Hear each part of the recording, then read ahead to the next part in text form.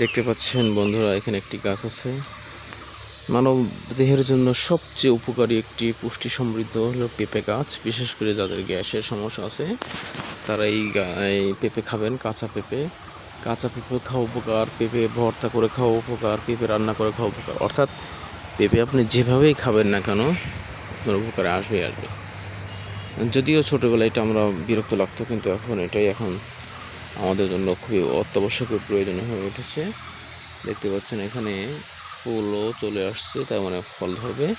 পেঁপে গাছটি ভালো, আশা করি ছোট গাছ হিসাবে অনেক ভালো আপনার ফলাফল দেবে বলে আশা করা যাচ্ছে। দেখতে পাচ্ছেন।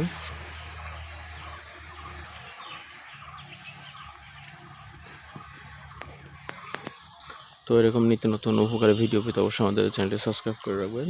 ধন্যবাদ সবাইকে। পরবর্তী ভিডিওর দেখার জন্য আমন্ত্রণ জানিয়ে এখানে শেষ করছি। আল্লাহ হাফেজ।